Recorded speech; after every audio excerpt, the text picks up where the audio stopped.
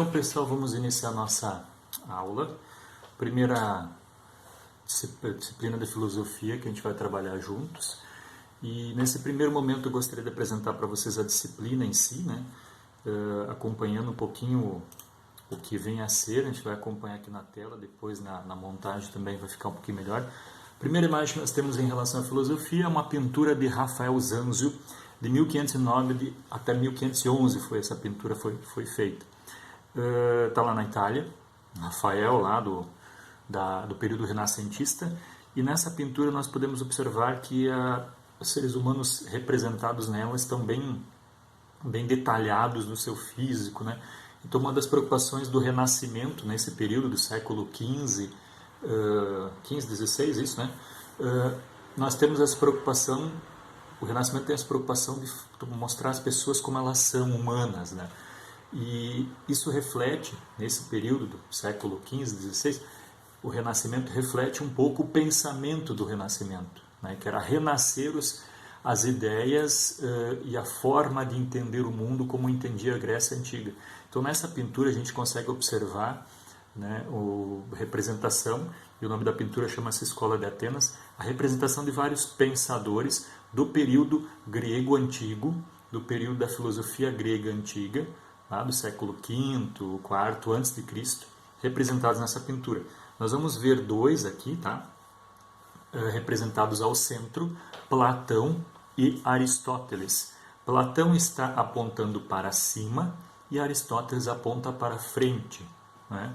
Depois a gente vai olhar cada um deles, a característica própria, mas é interessante observar como no Renascimento se tentou, né? No Renascimento uma das preocupações foi renovar o pensamento grego antigo, da filosofia grega antiga, tá certo? Só para a gente colocar dois períodos históricos juntos, o período da Idade Média, ali do final da Idade Média, e o período da Grécia Antiga. Então, de 1500 a pintura, ela olha para trás para o período de 400, 500 a.C., tá certo? Vamos para a nossa disciplina, filosofia propriamente dita. Filosofia é um componente obrigatório no ensino médio e facultativo no ensino fundamental. Ou seja, existem escolas que têm filosofia no ensino fundamental, escolas privadas ou escolas públicas em outros estados, não exatamente aqui no Rio Grande do Sul, mas é uma possibilidade. Mas a filosofia, ela é sim obrigatória por lei no ensino médio. Tá? E o que faz? Qual é o objetivo da filosofia? É oferecer uma introdução ao pensamento filosófico com o intuito, com o desejo de gerar o desenvolvimento do pensamento reflexivo e independente. Reflexivo e independente é fazer as pessoas refletirem, pensarem sobre as coisas, não recebê-las friamente, gratuitamente, mas refletir sobre o que está ao seu redor, sobre as coisas que estão no seu mundo, mas também, ao refletir e ter a independência na reflexão, não simplesmente repetir a reflexão de outro. Então a filosofia tem esse papel no ensino médio, de preparar as pessoas que vão para esse mundo, para a sociedade, já estão na sociedade, para que elas possam observar, refletir e ser independentes no seu pensamento. Mais um pouquinho adiante a gente vai entender um pouquinho melhor essa prática da filosofia. Eu gostaria de apontar para nós esse texto de Kant, de 1787, do texto dele chamado Crítica da Razão Pura. Ele diz assim: não é possível aprender filosofia, só é possível aprender a filosofar. Ou seja, exercitar o talento da razão, né, raciocinar, fazendo-a seguir os princípios universais, em certas tentativas filosóficas já existentes, mas sempre reservando à razão o direito de investigar aqueles princípios até mesmo em suas fontes, confirmando-os ou rejeitando-os. Resumindo, e olhando para o texto que está em destaque ali em amarelo, tá? Laranja, a filosofia, ela é um filosofar, é um agir, não é um estudar sobre. Tá? Filosofia é filosofar, é pensar. Não é possível estudar, decorar a filosofia. O que é possível é pensar. Fazendo o quê? Olhando a forma como outros pensaram, entendendo como outros pensaram, pensando como outros pensaram, através da história ao longo dos centenas de anos, aí, milhares de anos atrás. como os outros pensaram antes de nós, mas nos reservando o direito de concordar ou discordar do que eles pensaram. É isso que nós vamos fazer em filosofia, exercitar o pensamento, olhando para a forma como outros pensaram, concordar por vezes, discordar por vezes daquilo que eles fizeram. Certo? Vamos adiante. Do mito para a filosofia. Essa é uma passagem interessantíssima lá na Grécia Antiga. Lembrando, filosofia surgiu na Grécia Antiga. Então houve uma passagem de um contexto de mitologia para um contexto de filosofia. Então, antes da filosofia surgir, existia a mitologia. O que era mitologia, né? A mitologia nada mais é que uma narrativa de explicações de origem de todas as coisas através ou de lendas ou de histórias sagradas. Tá? Então, a mitologia está ligada muitas vezes a divindades, explicações para as realidades a partir de divindades. E as divindades, a teogonia, né, era a origem dos deuses. Então, se nós voltamos lá para 500, 600 a.C., quais eram as explicações que tinham sobre a realidade? A explicação era, existem deuses que têm uma certa origem, certo? Nós vamos ver ali na mitologia grega, né? Nós temos vários deuses, e esses deuses fizeram a realidade como ela está hoje. Isso falava lá 400, 500 a.C., as explicações que existiam ali, né? Na Grécia Antiga. Então, a passagem do mito para a filosofia ela acontece lá na Grécia Antiga. Tá? Essa passagem das explicações vinculadas a seres divinos para uma explicação da realidade mais do ponto de vista científico, tá? Mais do ponto de vista da razão e não simplesmente da fé. Por que a filosofia surgiu na Grécia? Tá? A primeira explicação importante que a gente precisa olhar é onde fica a Grécia. Tá? A Grécia, nesse ponto amarelo, essa região amarela que aparece na nossa imagem ao fundo, essa região amarela é a Grécia. Tá? Então nós vemos ali o mar Mediterrâneo, ao sul nós temos a África e ao norte a Europa. Nesse meio, né, nós temos uma circulação de comércio muito grande. Então aqui, vocês estão vendo ali um pouquinho, né, a imagem, aqui existe uma circulação muito grande de comércio. De um lado dos fenícios para o outro lado. Essa região ela tem muitas culturas, cada povo tinha a sua cultura nessa região, né? Então, a Grécia Antiga, tá? Ela que ficava nessa região estava no centro do comércio. Então, se existiam várias culturas diferentes, várias explicações para as realidades, para várias mitologias aí nessas regiões todas que a gente vê na imagem, né? Várias aqui, né? Nós vemos várias mitologias. Essas mitologias elas acabam se encontrando na Grécia através do comércio.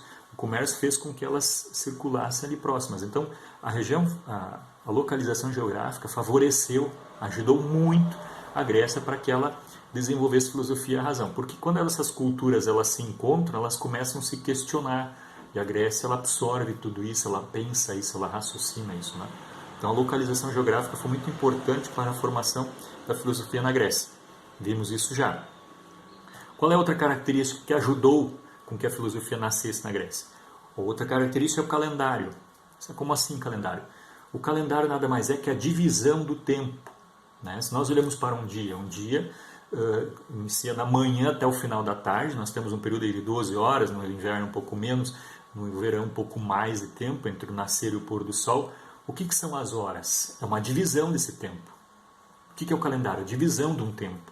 Um ano, uma divisão de 4 estações, de períodos, de localização dos astros, das estrelas, né? Uma localização do sol. Então, o calendário nada mais é que a divisão de um tempo, e ele é racional. E a filosofia, lembrando lá atrás, é reflexão. Então, o calendário ajudou com que os seres humanos, né, os gregos ali, desenvolvessem a racionalidade. Nós temos a localização geográfica, por conta das culturas que entram em choque ali, né, essa absorção das culturas diversas na Grécia Antiga, e temos o calendário. Na Grécia tinha as duas coisas. Tá? Então, o calendário, essa abstração, divisão do tempo, né, ela é pensar, é raciocinar. Ela é uma forma, um dos mecanismos que ajudou a fazer com que as filosofias surgissem lá. No entanto, o calendário existia em outras culturas também, como os egípcios, como os fenícios tinham também. Então, deve ter alguma outra característica que fez com que a filosofia surgisse lá na Grécia e não em outro lugar. Outra característica, moeda. O que é moeda?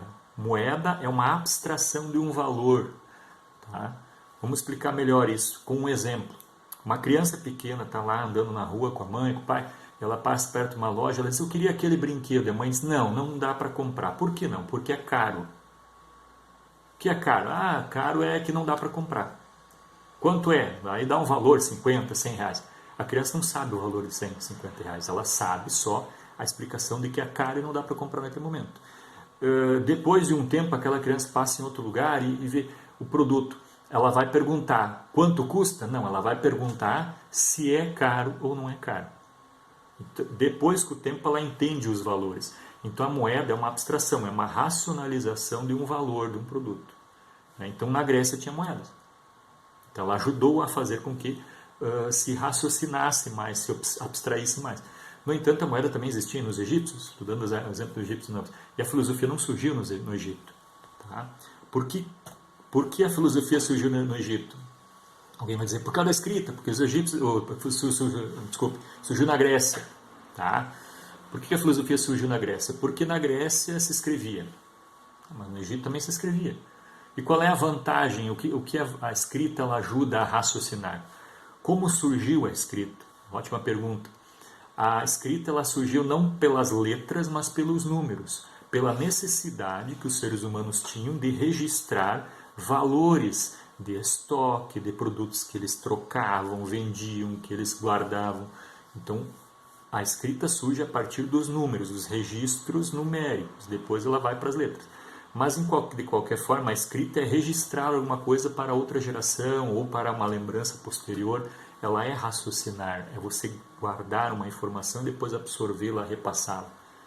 Tá? Então, é uma característica importante que facilitou com que a filosofia surgisse na Grécia. Mas, o ponto mais especial, o ponto mais importante, a característica mais importante que fez com que a filosofia surgisse na Grécia foi a política. Tá? A política é a diferença. O que é a política? A política é a relação de poder, a relação de convivência, de ordem que existe numa sociedade. Isso é política. A política é uma relação de poder, de ordem ali, né? Por isso a origem da palavra é polis. Na Grécia nós tínhamos as polis, que eram as cidades-estado. Então a filosofia surge na Grécia Antiga por conta da política, por causa das polis, cidades-estados. O que tinha de diferente da polis grega, das outras cidades egípcias, por exemplo, das astecas? A diferença é que na Grécia Antiga, vamos usar o exemplo de Atenas, existia uma coisa chamada democracia. O que é democracia? Democrácia. Crácia quer dizer poder e demo quer dizer dividido. Por isso que a gente diz assim, o demônio. Quem é o demônio? É aquele que divide. Na tradução hoje que a gente faria para democracia, a gente diria com uma frase, uma definição. Democracia é o poder na mão do povo. Na verdade, democracia é o poder dividido entre o povo. E na Grécia Antiga já existia isso. As pessoas, claro que não todos, uma parcela mínima da população, que era considerada cidadã, pertencente à cidade, à polis, eles tinham direito de votar. Então vamos usar um exemplo. Quando dou aula presencial, eu costumo usar esse exemplo para facilitar.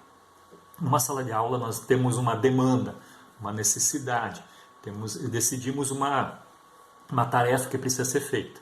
Decidimos o que vai ser feito em votação, em discussão.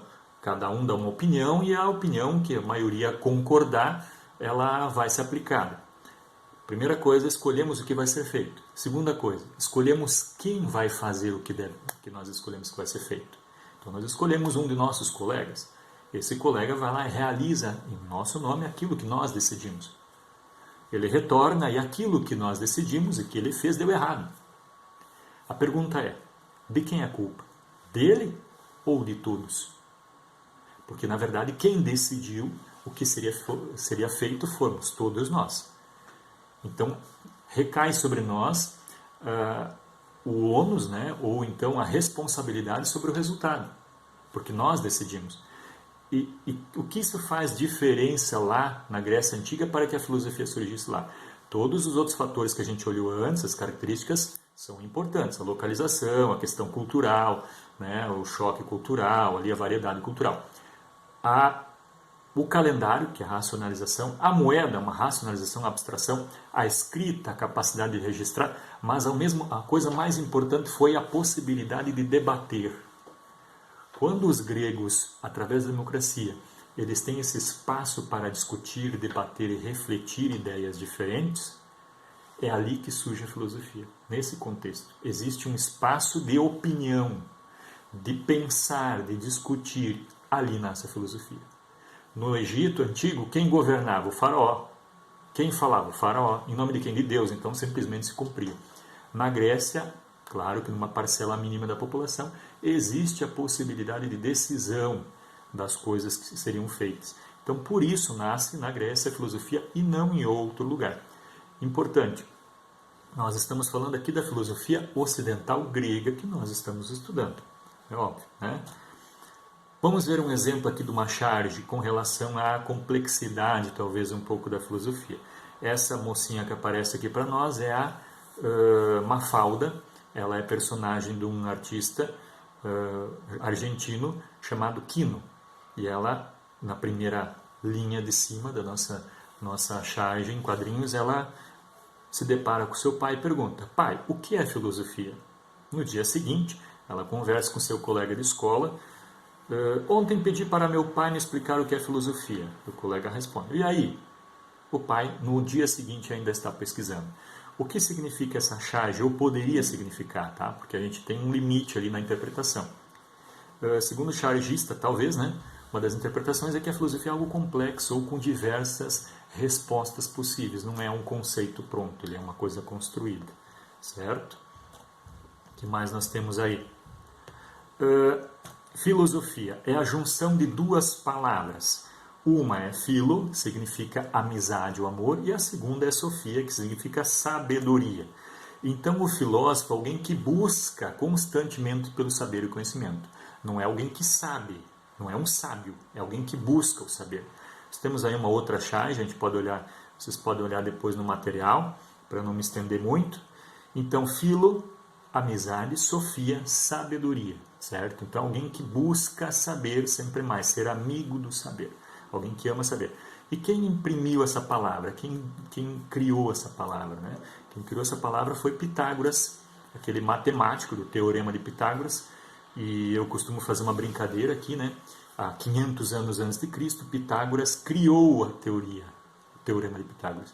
E tem gente que 2.500 anos depois, né, porque nós estamos em 2020, 2.500 anos depois tem dificuldade de entender, né?